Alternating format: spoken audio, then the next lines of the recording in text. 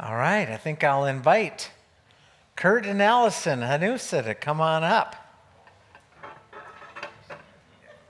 that way? Okay. I'm gonna come You can front. come straight. I'm gonna come front. Yep. All right. Well, I'm excited to hear from Kurt and Allison. In some ways, I would say we've witnessed this testimony, and specifically those of us who have been here a long time would say this is Allison's testimony, and then this Kurt guy kind of jumped in and became a part of it. So lots of ins and outs, and I kind of wrote down some thoughts just on, how would I summarize, your testimony? I think in some ways the unthinkable has taken place. And in that sense, you normally think, well, this is the path to leading to blessing. And it wasn't the path that you would have charted, isn't the path that you've led your kids to take. But you guys are blessed. God has blessed your lives, and you are a blessing. You've been a huge blessing to this church. But how we got there is, it's like we should name this series Stories of Grace or something, right? It is. It's just so, that was good, yeah. Thank you, Linda. Thank you. But yeah, just an undeniable calling. I just see the Lord as chasing you guys down, each of you. And then I also see a lot of courage on your guys' side, being willing to fight through a lot of, and it's specifically Allison, I mean you too, Kurt, but at the start, I would say both of you, to move forward, that took a lot of courage. So you've been a huge blessing. So that's all prelude to hearing more about you guys. So we'll have to move through. I know in my office we could go a little longer, but we'll kind of fly through some of the early stuff and then get to how you guys came together and what the Lord has done through in a process here. So we'll start that journey. Lord, thank you for this time to gather, and I thank you for Allison. I mean, she's not that much younger than I am, but I see her as one of the kids of this church, and it is such a blessing to have seen her life and how it has become such a God-honoring, Christ-exalting, nurturing household for kids to know you and to walk in your ways. And now we're getting blessed by this family and these kids. And how you all put it together is just like you, Lord, to work wonders out of some very difficult spots. So we stand in awe and want to celebrate that a little bit and just think through this story with them today. So bless Allison and Kurt as we share, and bless us as we listen, we pray. In Jesus' name, amen. All right, well, okay, we're going to start with Allison. I'm going to turn this down. Apparently I Thought you set a timer. I set a timer for Allison. There is no timer. No timer for Sunday school. All right, Allison, it was kind of interesting. I was like, when did you guys show up at the church? And you kind of had it figured out in your mind. When did you guys start attending Walnut Hill? So it was October-ish, I think. Or no, probably before that, 1989. 89, the same year that Pastor Dave and family came. Right, yep. We were coming at the same time. Pastor Zwartz was on his way out at... Do you think he was ever here when you were here? I think he was. It was just a very tail end of it. Very so I tail never end, yeah. got to experience his, pastoring. But, Sure. So we came in right at the same time the Hutchins were coming, and yeah. And it was, okay, and I don't know if some of you may or may not know, but her mom is Denise Clem. You guys know some of the connections, Denise Clem. Yeah. But at the time, it was the Orvis family, Mm-hmm. Mike and Denise Orvis. Yep, Mike and Denise Orvis, yep. My parents had, well, I was born here. In Baraboo. In Baraboo. Yeah. My dad built and opened and ran Country Kitchen. Did you guys know that? I didn't know that her family I'm sure some was of the you Country have to know Kitchen that. restaurant. Okay. Yeah, and my mom is an RN. So, yeah, we grew up, my brother and I. We started attending in '89. Do you want me to go into? Yeah, well, and then you actually had two brothers at that point, probably. Right. So my younger brother, Tyler, was born that year as well, which I'm trying to think. Julie, you were at the baby shower of Tyler in '89. So, yeah, so we've been, and he was born in October. We all remember what Julie was at. Yeah. Kidding. So, And does anybody remember Allison with this little baby? You know, when you have a little brother, when you would have been how old? just about eight 8 years old. Yeah. And she was always carrying that baby. I was wondering if Denise ever carried the baby, Yeah, but I was. Allison was kind of like another little mom I was, yeah. in the church. Very much his little mama. And we attended, I would say, pretty diligently. My mom had become very diligent to have us around and at Awanas. That was a big thing for her, for us to be in. So 2 years about later, my parents decided to get divorced. So I was, I guess I would have run right around 10. And then I had an older brother, Matthew, and he was just about 2 years older than me. And when I was 10, Pastor Dave baptized me down at First Baptist Church. Cody and I got baptized the same day. And I would say that was really, I really was, I feel like I got saved, at that time. I was very, very led to Jesus and the Bible and, Scripture, and just, I really had a heart for that. And so, yeah. Yeah. So had you guys attended another church before? Had you lived in Baraboo, you said, your Yeah. whole upbringing? Yeah, my mom was Lutheran before that, so. Okay. And and we thought maybe there was a pull in light of challenges within the home and within the relationship. Maybe that was part of the reason that there was a sudden, do you know why you guys came to Walnut Hill in the first place? I don't really know exactly why. I do, Denise Wenzel, I don't know if she's here. I've known her forever. And I think she was probably a big part of getting us, getting my mom anyways plugged in there, because her daughter and I were friends in school. So. Yeah. Okay. Yeah. So yeah, you're you had an older brother, Matt, and then this little baby, Tyler. And yeah, so with the splitting of the home, that created a lot of, sometimes there's there's different reactions that families have, and sometimes there's almost a little bit of a relief from that. But for your family, it really created a lot of tension. Yeah. My dad had not only owned and ran Country Kitchen, in a restaurant business is 24 hours a day. Don't really have a home life, but he and his friend opened up another bar downtown Baraboo.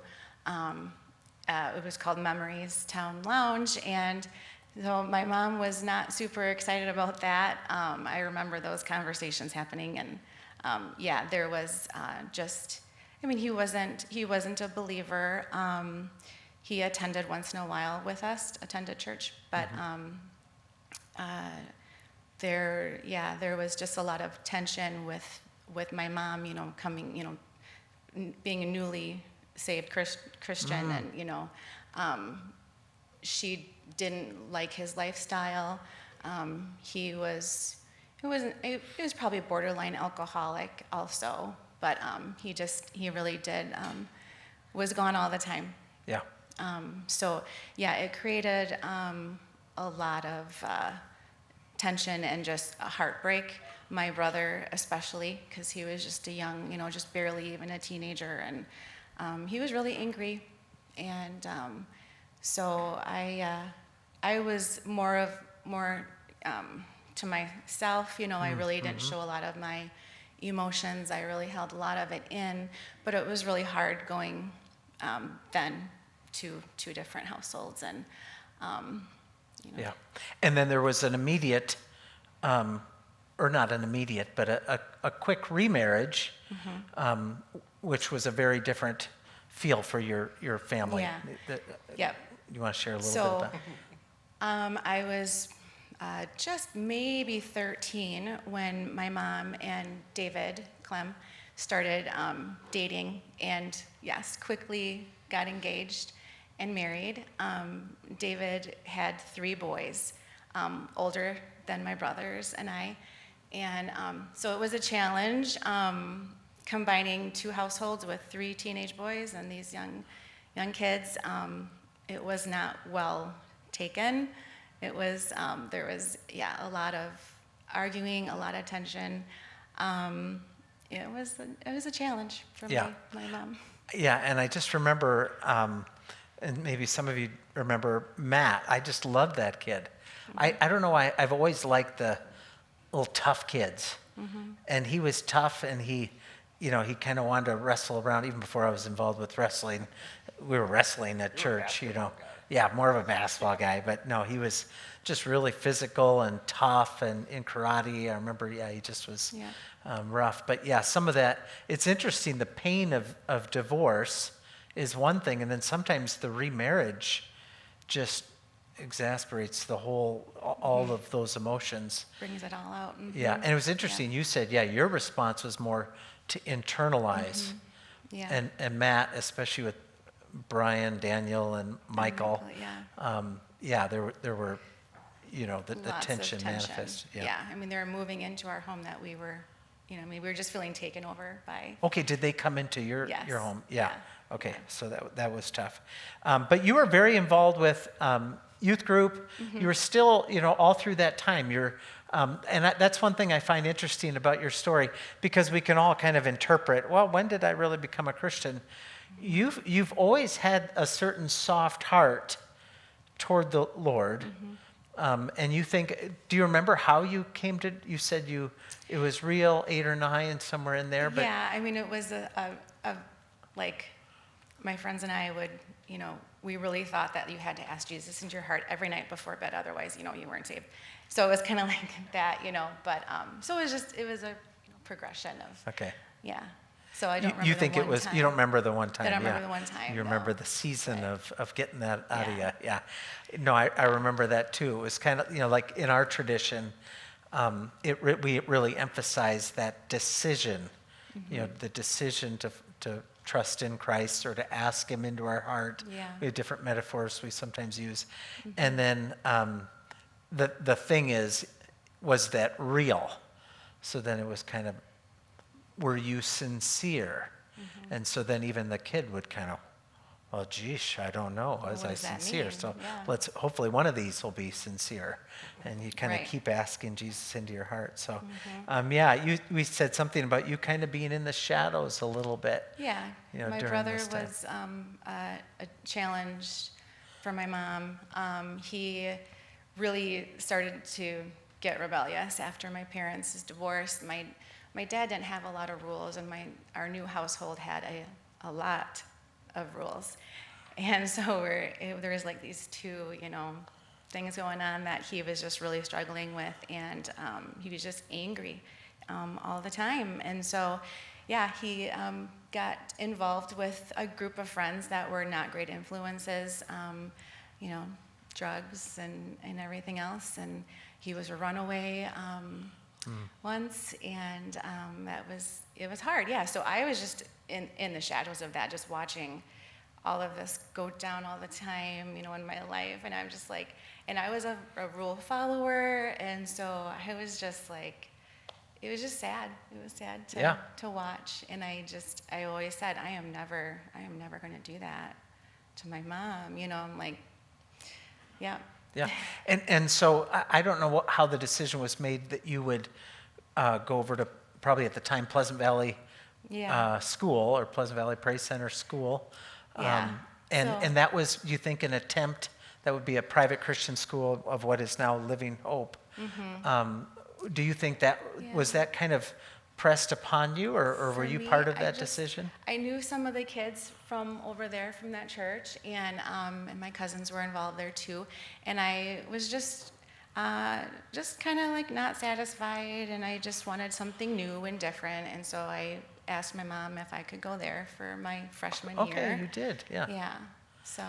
And that did not end up being a year for you that you surged in your faith. You kind of... Right. I think, there was some growth, because, it was great teaching and everything. Yeah. But my friends and I over there weren't making the best, decisions and kind of dabbling in things that we shouldn't have been. So. Yeah. Okay. So started heading down the path of sinful choices and then I think I got to figure out when I'm going to introduce Kurt, but I think I'll get you through high school. Yeah. Hey, this is great for me, man. Keep it up. You're doing good, honey. Only 40 Remember, more you're minutes. just a little part of her story. I love it. I love it. Yeah. And then, at 12, now you went back to the high school. Did I get that right? Yep. So I did my freshman year over at Living Hope, and then back to the high school. Okay, yeah. And then you got engaged your senior. Yeah. Did I get that right? Your senior year of high school. My senior year, yeah. I was I guess I always called myself, or when I look back, I was fickle, and I just was never satisfied with anything, and so I was always searching for, and I think a lot of it was just I was looking for that hole to be filled. My parents' separation, my dad and my relationship wasn't great. He was there and supported us financially, but we just did not have a great relationship. And so, I think I was just always looking for that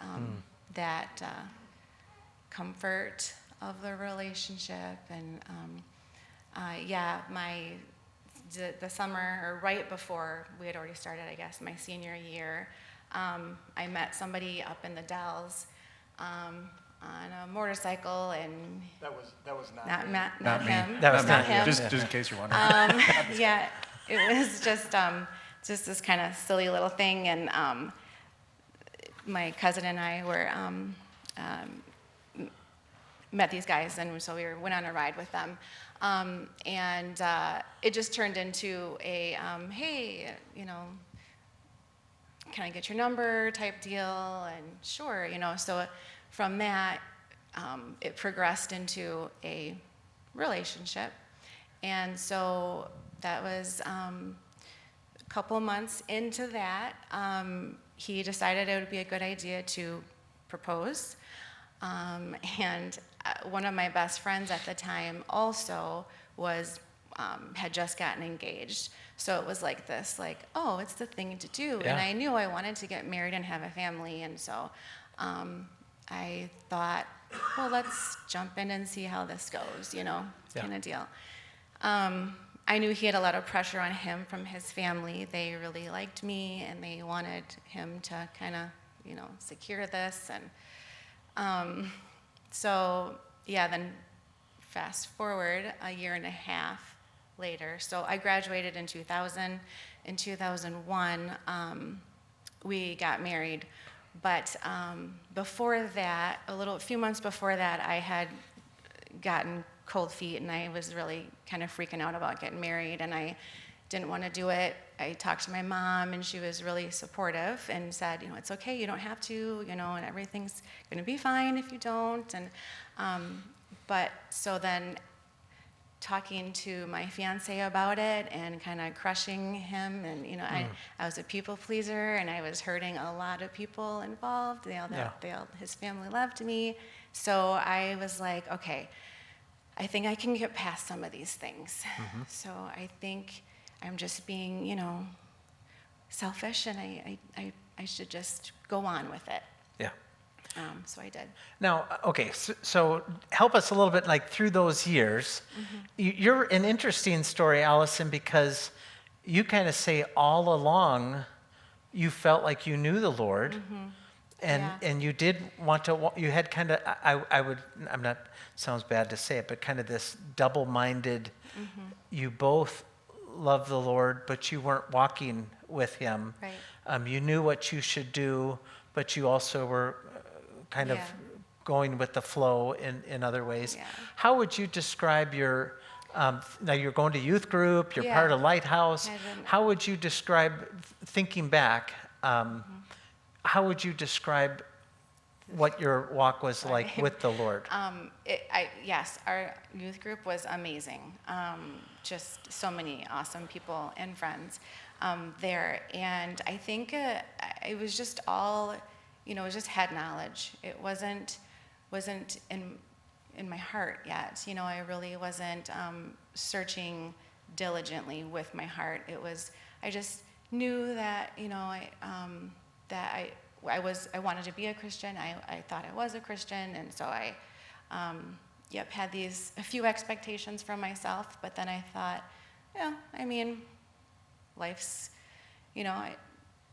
I should be able to have fun too, and and just whatever. I was not really serious all the time about my relationship with the Lord. So although I was very, I loved reading scripture, I loved knowing and having that knowledge, but it just wasn't in my heart. Fully, I should say. I always think, because part of it was really nice you shared that. We'll get there in a little bit, but you shared the response of the church. You were a child of this church, and you were really struggling. And sometimes it's hard, I'll be honest, for us to know what to do or how to support. Right. I had one gal, I won't say what that story is about, but when I was youth pastor, who I just stopped and I just said, "How are you doing? How are you doing?" And she was so offended the way I was asking it. I was like, "Oh no," I really was trying to show concern, but she was kind of like, "Fine, nothing. Why?" She was, just kind of, and you kind of expressed a desire that you had maybe had somebody that was a little more, and honestly, the person I think of, a little more of a Riley in your life, somebody right, exactly. back then that might have, her daughter Riley is kind of known for real straight talk and telling you, I think what you're doing is wrong, and did you kind of wish that, how did you feel like the church, youth leaders, the people in the church, I don't know, how did you feel, did they respond to you in a way you wished would have been a little different? I think they all were just assuming that I was on the up and up. Okay. Because I was always just kind of quietly going along with the flow.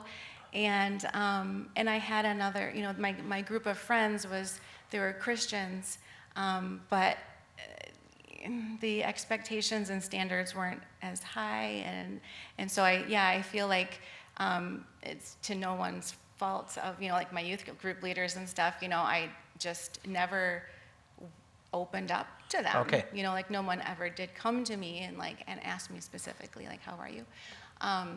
But yeah. Okay, no, that's really helpful. Yeah. All right, Kurt, let's bring you in, my friend. You have a very interesting start as well. In some ways, a real contrast to this entrepreneurial family, although you'll get there yourself. But you lived on a dairy farm. I mean, it wasn't a full-time farm job because most dairy farms have to work outside of it. But tell a little bit about your upbringing and the dynamic of your family. All right, I'll summarize it fairly. I'll try to keep it brief. I was born and raised actually in Baraboo on a little dairy farm right where the Dodge dealership sits currently, right on Highway 12. And in those days, that was actually before the I don't even know what that building is that Teal uses now. The old Perry Printing Building, the old Perry Judd Building. Teal has a lot of stuff out of there now. That was before that. 10-acre farm, not huge. I see the bears here. I think you might have remembered that farm back in the day. I know you certainly know my dad. But it was a little herd of Jerseys. And family of 6. I've got an older brother, a twin brother. So for those of you, can I set this? Yeah, I'm going to set this record straight right now. If you see me out in public, and you say, hey, we'll see you at church tomorrow, and I ignore you, that's Kevin, okay? That's my twin brother, and he thinks it's hilarious. He thinks it's like, oh, yeah. I'm like, man, can you not tell him that the blonde you're with that's really young, come on, man, is actually your wife? But anyway, whatever. She's a great sport about that. But I grew up in Baraboo on a small dairy farm. In the 80s, it was really tough to make a living in dairy. I don't think anything's changed. But we grew up on a little dairy farm. But I grew up the Church of Jesus Christ of Latter-day Saints. I call it Mormon because when I was growing up, you called them Mormons. So anyway, I grew up Mormon. My parents were first-generation Mormons, though. They got, whatever. I thought that was interesting. So I thought there must be lines, a long line of Hanusas or your mom's side, but they were converted to Mormonism. And after my oldest brother was born. So Al is actually, my oldest brother Al is the same age as Dan. We were really good friends. I remember Dan. We played, you invited us to play basketball once in a while, the scrappy little twin brothers and whatever, if you needed a couple extra bodies. I remember playing some football with you guys. Flag, I don't know if it was flag. Maybe it didn't feel like flag. Probably tackle, yeah. And I think you were pretty nice about it, but maybe some of your friends weren't. Where the eye clinic is now, remember before they put that parking lot we did that all in? the time. I didn't remember you guys being there. Yeah, just a couple times. Anyway, but I grew up that way, and I always say the Mormon religion, usually really great citizens. And that's kind of how it is, right? So you check the boxes, you go to church on Sunday for 3 hours, you do all the other, co-curricular activities that the religion has, and it's fine. You can become a good citizen. But it was really, I didn't have a relationship. I do believe, though, that was good for my eventual walk. You're not going to get saved in the Mormon church, in my opinion. Is it? Can the Lord save someone inside the church? Maybe. I would say not maybe. Yes, I'm sure He can. But that's not typical. That's not typical. I did that. I kind of fell away from that religion in my teen years. I got a job, and I was like, I'm not going to church anymore. Got kind of popular in high school. Captain of the football team. I played football with Aaron. My senior year, I was captain. Aaron Weiland was a center for me. When I was a sophomore, a scrappy little punk kid. He kept me out of trouble, I think mostly. Tom Davidson, I made you look good, buddy. Made you look good. I remember those conversations. Now, wait a minute. Those guys were a couple years, 2 or 3 years old? Yeah, a couple years ahead of us. You two were in the same class. Yeah. But I lined up in practice against Tom, and, they let the sophomores, run reps against, some of the guys. And I remember having conversations with Tom, like, making them look good on the field. You're welcome. Anyway, but yeah, in that time, though, I quit going to church. Literally running from whatever I thought I knew of God, and I started making a lot of bad choices. Got into, during high school wasn't terrible choices. Well, if my kids did that, bad choices. But, in the light of the world choices, as generally speaking, I kept it fairly calm. And then I remember after I graduated high school, actually, does anyone remember the Rugies, Ken and Melody Rugi around here? Okay. So I actually, with John Lutkins, if you remember the Lutkins family, with John Lutkins, went with him down to Illinois to help open up. I worked at Culver's when I was a little duder, and John and I helped the Rugies open up the first Culver's in Illinois. Isn't that something? Yeah. Yeah, lived with John Lutkins for a season of life in Illinois, and we were roommates and stuff, and that's actually when I left is when I I really started to get, started to digress and do things you're really not supposed to do. And yeah, that's kind of where that went. Yeah. Well, okay, and can I just back up? It was just interesting, even the struggle. I liked your one quote. I wanted to work that in there, of what life was, and part of that work ethic, I think, came from, really not having a lot of means. And, and you wanted to get I liked your color TV. Yeah. I told Dan, and this is a true story. I actually remember where the farm is too. I remember when we got our first color TV when we were kids. We traded a cow or something for the thing. It was right off of C. It was a pretty cheap towards, cow. It was probably Clayton over there idea. that said, I'll give you that. I don't know if the cow. TV worked. I mean, we can't say that. And it wasn't your farm, but it was a farm not too far from your guys, actually, over by the whatever, where you go vote and stuff, the town hall over there, right off of C, coming a little closer to 12. Yeah. But yeah, no, we didn't have a lot growing up. I mean, we were well fed. I mean, you had a dairy farm, so you always had meat in the freezer, milk, cheese, all that kind of stuff. And, but. And then Kurt said too that, probably I mean, it's same thing with a family that comes to Walnut Hill. You can't say that, well, this is a typical Walnut Hill family, because we've got a whole bunch of different, and we want everybody to come, and there's not you're the ones that get to wear the name badge. But you said you were a pretty atypical Mormon family in your mind, in terms of the not having the generations and generations family, and then even you boys probably were checking out a little earlier than your typical Mormon family. But yeah, things went well for both of you in high school in terms of, in terms of fitting in. I mean, you guys were both very popular and had a lot of folks that you enjoyed spending time with. You said that it was through your sophomore year, you really kind of kept clear of most of the trouble, but then your junior year, kind of heading to, again, both of you kind of had that point in high school where the temptations, pressures, I don't know if it's just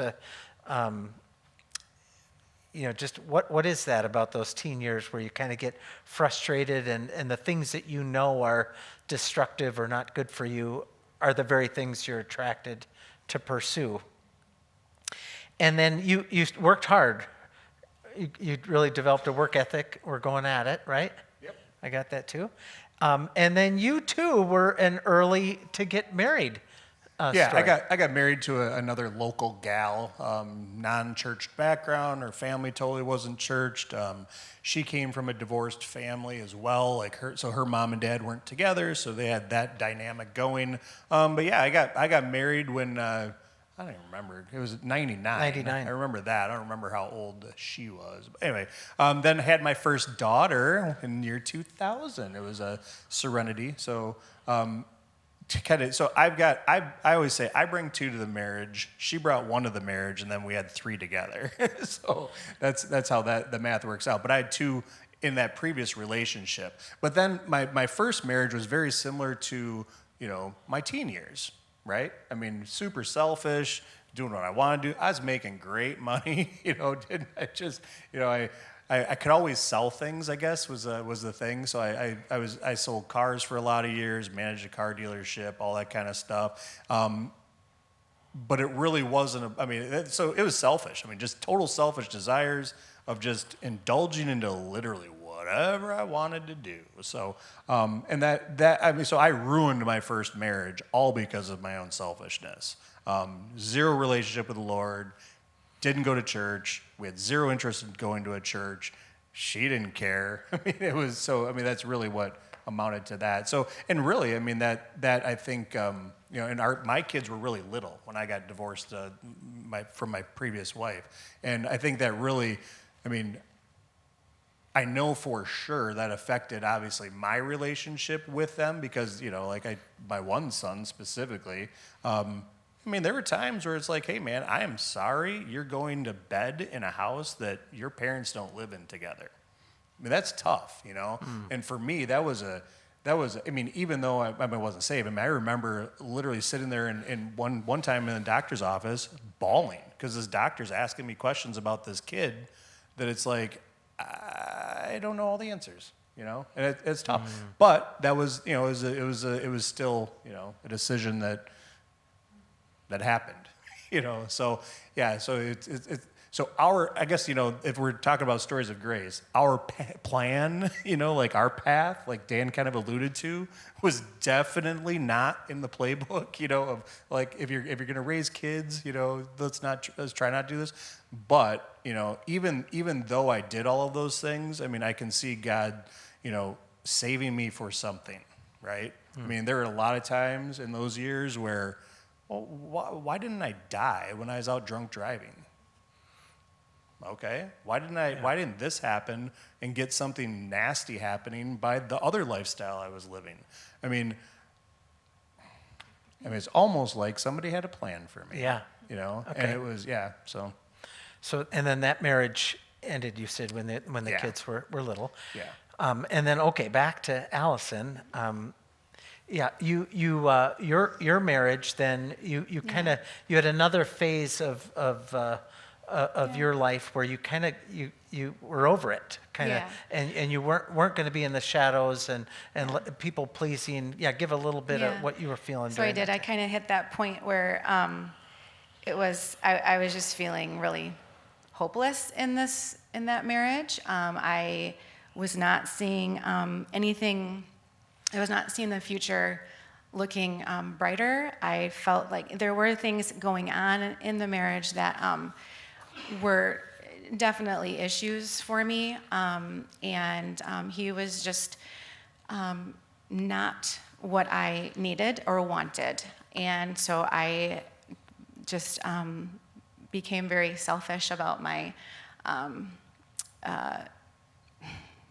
life and decided I can't do this anymore, and I just don't. I don't want to be with him, and at that point, then we had Tyson. And so we got married in 2001. Tyson was born in 2002. Over a couple of years, I was really trying to make things better, like really trying to okay, maybe this will help, or maybe this will help, and so we ended up, we built a house in Baraboo, and I was really hoping that was gonna satisfy some of my, issues, and it didn't. So, I just became very just cold-hearted and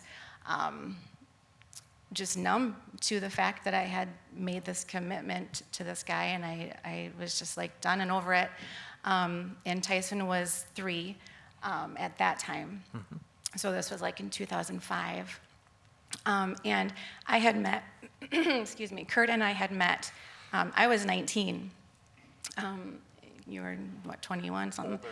I don't know how old you were. But anyways, we worked together at Don Larson Chevrolet. And so we had known each other for a while. I watched his marriage go down in flames.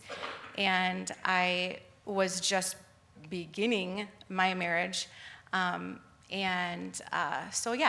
We worked for there a number of years. You had left and come back. I had also left. I went back to school, but then they asked me to come back, so I came back.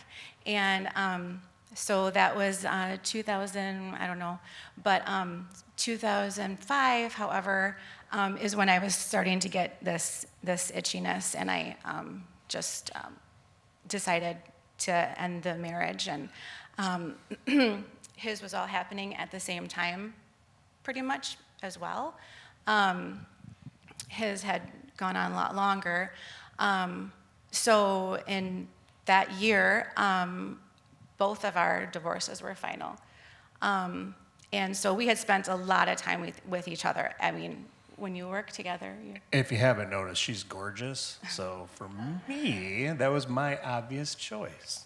Yeah. Well, I mean, and that's all you care about. That is literally all. Hey, that's okay. It's true. She's not lying.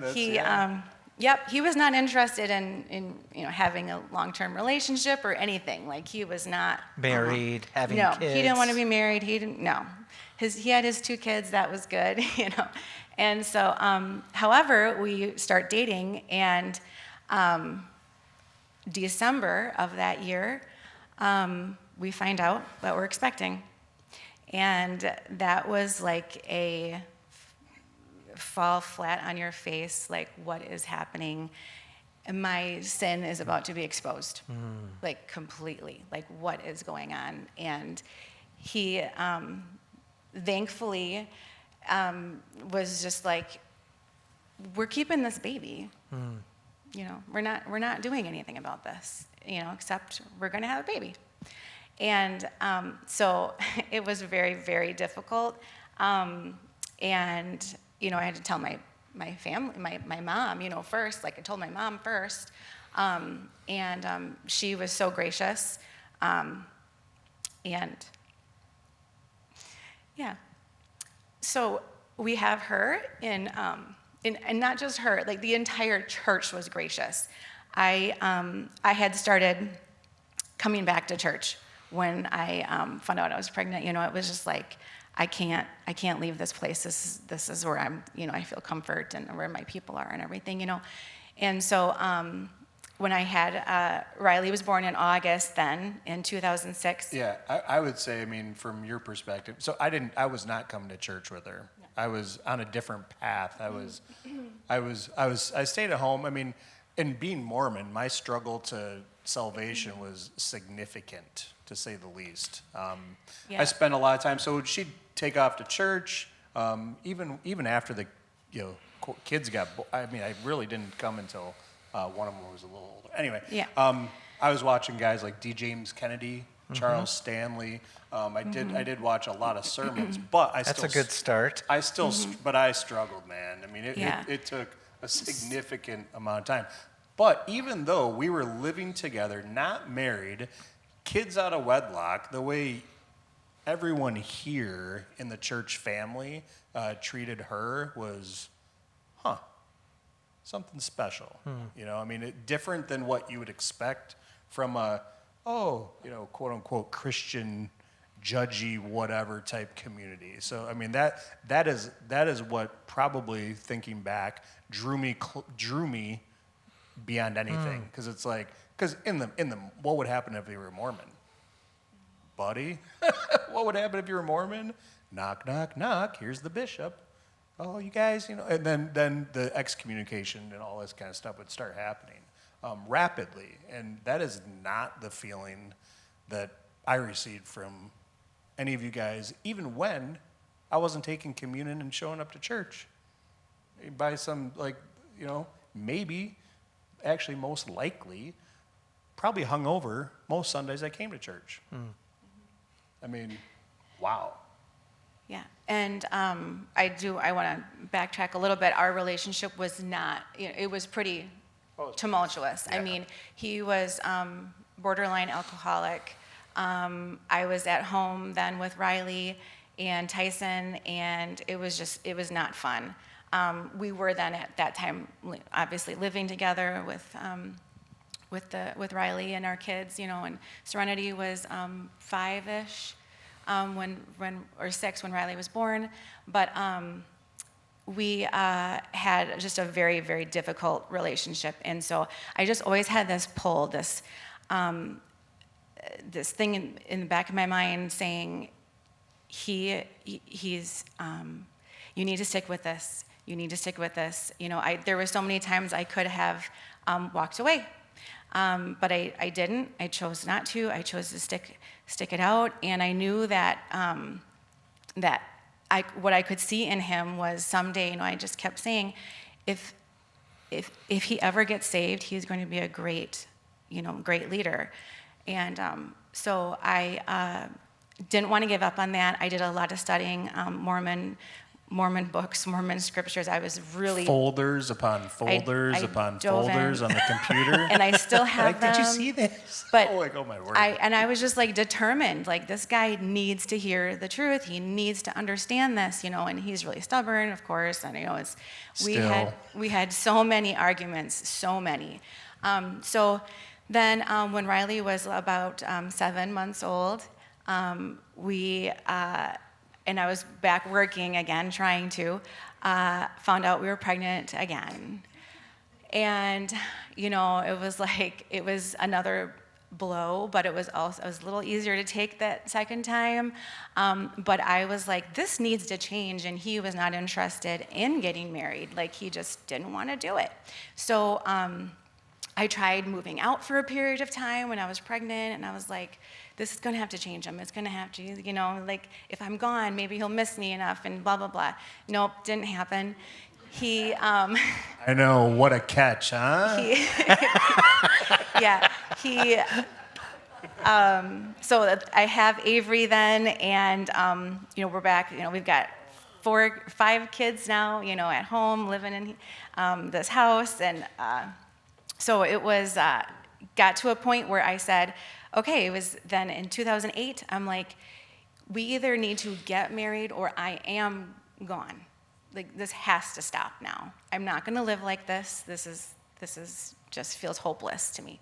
And so he then, with my ultimatum, decided that it'd probably be a good idea if we get married. So a week later, we got married at the courthouse, and This is a romantic story. May 20th. I worked that day. And then, in the afternoon, we went and got married at the courthouse. Woo! Yeah, yep. Hey, it's still official. I mean...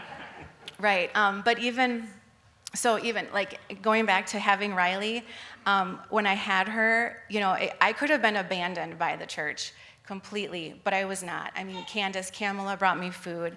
Denise Wenzel was over all the time, helping me or just talking to me, doing Bible studies. It was amazing and awesome, and I just this church is just so amazing for that. And the same thing with Avery. And so then I was towing the kids to church every Sunday, all of them. So then in 2008, we finally get married, and he lost his job, and it was I think it was like in spring or summertime. I don't remember for sure, but David, my stepdad, who, they both loved him so much, to my mom and David. He knocked on our door one evening and was like, hey, do you want to go to No Regrets with me tomorrow? I'm riding the bus with a bunch of guys down to Milwaukee. And I'm thinking, oh, jeepers, there's no way he's going to do that. And he goes, okay, sure. And I'm just like, okay. And, and I had been praying for this forever, and so he goes the next day. He comes back that night, and I say he was a different man. He still says, like, no, I wasn't saved yet. I know you weren't saved, but you came back and you said, all right, we're going to church in the morning. And I was just like blown away. So, yeah. Keep going with your story. Mm-hmm. Yeah, so I did go to No Regrets. We picked up, jumped on the bus here, went down to Sauk, picked up some guys from, what was it, E-Free Church, I think, that you guys went with.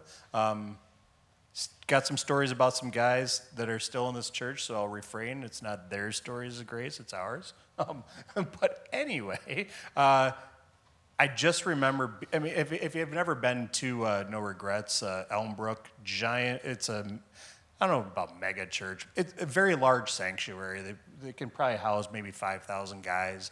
And No Regrets. I remember, I sat next to, again, another guy, remember, right up way in the back. Literally, if you could not, I was in the last, upper row seating, and that's where I was.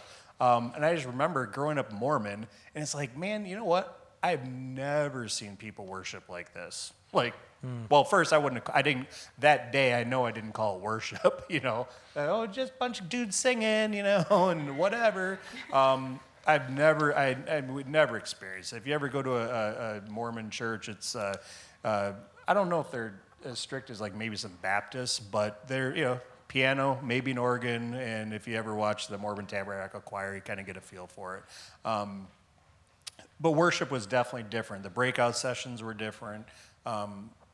The things they talked about were definitely different, and yeah, I mean, it's just there was that okay, draw. Yet again. I definitely wasn't saved yet. I know for sure I wasn't saved yet, and that's okay. But I did end up over a number of years of guys like we joined a life group.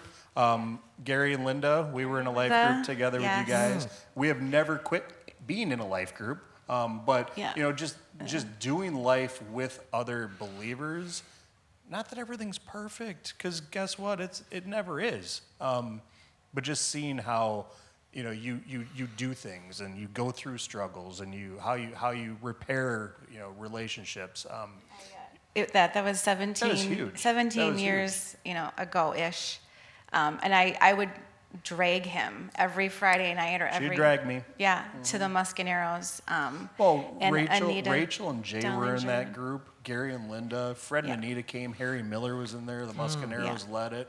It was life-changing for Tom and Jean Broccoli. Oh, yes. Can I tell my Tom story? Just stick Okay. to yourself. Stick to yourself. All right. You don't got time for that. We ain't got enough time for that. Anyway, really good people. I mean, and not just, But we didn't put you with the young couples. No, you didn't put, we brought the average down big time, man, Yeah, we were in our 20s and everyone else was. But I remember Mike taking time specifically of hey man, let's go for coffee. And I actually ended up working for Mike for a period of time too during this whole thing. And just the sheer amount of time that guy would take with me and let me answer or ask just some of the craziest questions, I battled. For me, the Trinity was a big thing. Growing up Mormon, if you don't know anything about that religion, hey, what? Are you kidding me? It says the Church of Jesus Christ of Latter-day Saints. Anyway, that was a struggle for a lot of years. The Trinity. The concept of the Trinity was, right? Yeah.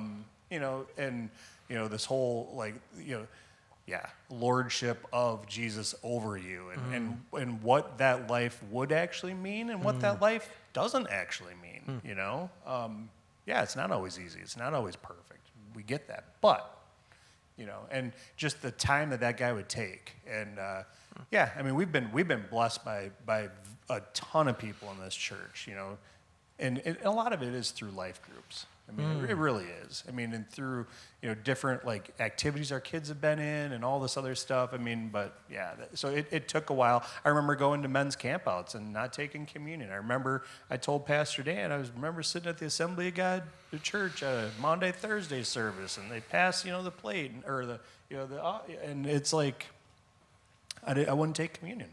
Because I remember Pastor Dave ringing in my ear, there's no shame in passing. But if you have not put your faith in Jesus, just know people are praying for you, and that still rings heavily.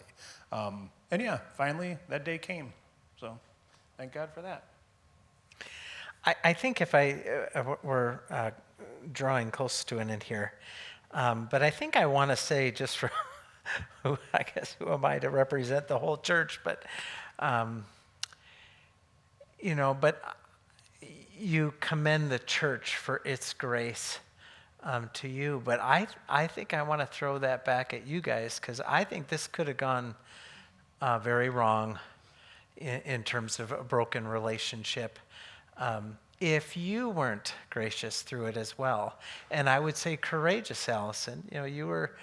You were a prodigal of this church, and it's hard to know how to love somebody through that, and it's hard to know what to say when. And like I said, you're Riley. I just love her, and her, she doesn't shy back from truth, and you knew the truth, and there were people that were reinforcing that, I'm sure, in different ways, and you felt that.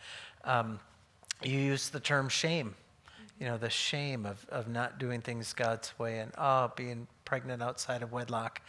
But there's a certain courage that I can see the Lord. I want to give the Lord credit for that too. But the Lord in you to face that shame and to face and to be gracious with people that probably weren't entirely sure how to respond and what to say and whether to rejoice in this or that when you'd say something and, oh, this is a tough situation. But yeah, I've just loved what I've seen. And same thing with you, Kurt. I mean, you could have been like, those people are crazy and they're driving me nuts, and everybody's saying, more. And there was a lot of friction there with this whole Mormon, everybody trying to win you over. Yeah, if you know Dave Clem and Mike Muscanero, they're not pulling punches. Yeah. But I guess I just want to commend you guys and thank you.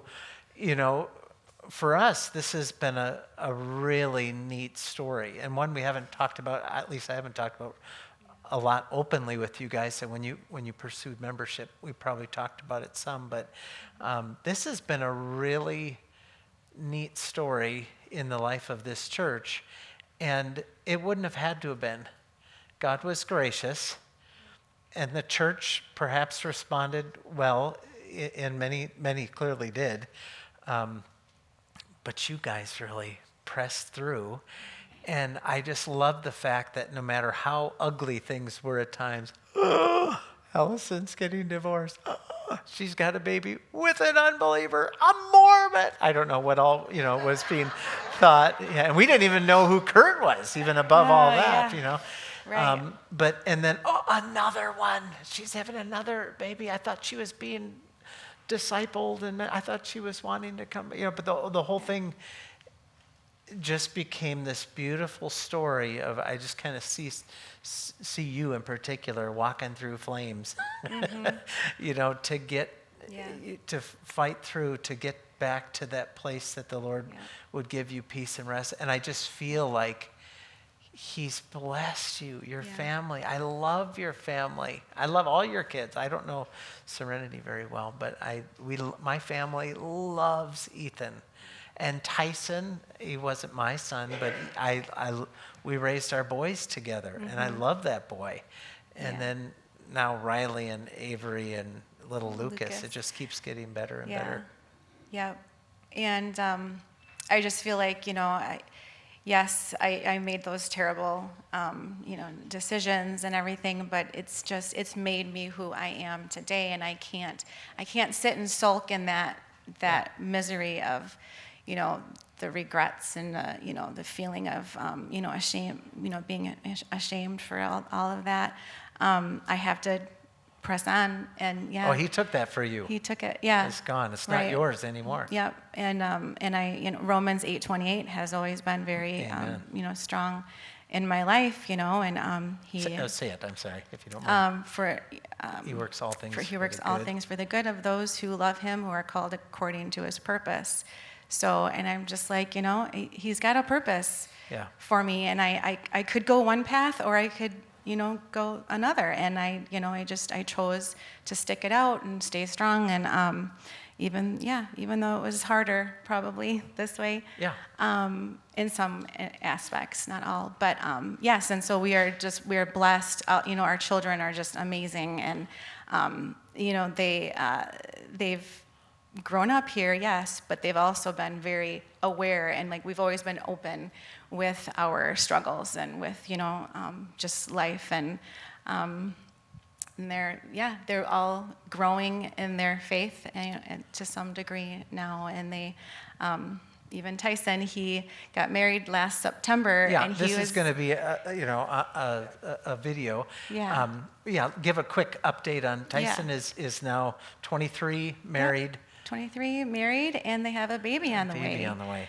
So, and and he just, even before he proposed, he was scared. He talked to me about that. Like, I'm scared. I don't want what happened to you to happen to me, So he's very serious about, his decisions. Nice. And so I that's God, He's really been helping, Tyson along too, and Tyson's been growing in that, and and he's had his struggles. Let's just quick, very finish with the grandkids. You've got Serenity, is how old?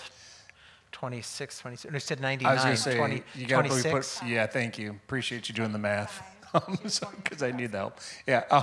She born in 2000? Okay. Yeah, and then we've got, then we have, I have a granddaughter, Violet, absolute adorable, kind of, like our little Dora the Explorer with baby blues, absolutely gorgeous. She's cute, man. Yeah. Anyway, they live in Charleston, South Carolina area. So. Ethan is engaged. He'd Ethan's be engaged. 21. Yep. Ethan's engaged, and then yeah. And then we've got Riley. Yeah, is- Riley's off to Northwestern. She's an RA this year. She's a sophomore at Northwestern, studying early elementary education. Nice. Avery just actually this week signed up for the Air National Guard. He wants to go Air Guard and then Air Reserves, I think, is He's the actual path. Active duty to 17? do.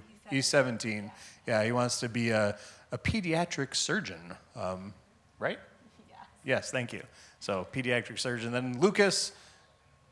Oh, Well, man. he's in 6th grade. What a little guy. Yeah, he's got. I don't know. So much I don't know what he fun. wants to be, but yeah. Yeah. Well, we're blessed. We're going to keep walking with you guys. We got a ways to go before you raise these kids. And now with grandkids coming into the church. Yeah, more generations and more opportunities for God to show his grace. Let's thank the Hanusas for sharing with us today. Lord, thank you for what you've done, and I thank you that the Hanusas haven't just turned it around and kind of been on the right path, but they've been very core in this church, very actively involved. Kurt just taken a long term on the trustee board, and Lord, they learn and grow, and not only with Life Group, but Kurt's always listening to other sermons, and just this hunger for the Lord and desire to serve you, desire to see their kids know you and walk in your ways and obey. And Lord, that is a huge inspiration and a huge part of who we want to be as a church. We want to see you work your wonders in all different types of situations, and be part of that message of hope that we can say the Lord can do for you in your situation. And we've seen it again and again and again. Thank you for showing it once again in the Hanusas. Bless them, Lord. Bless their family, Lord. We pray in Jesus' name. Amen.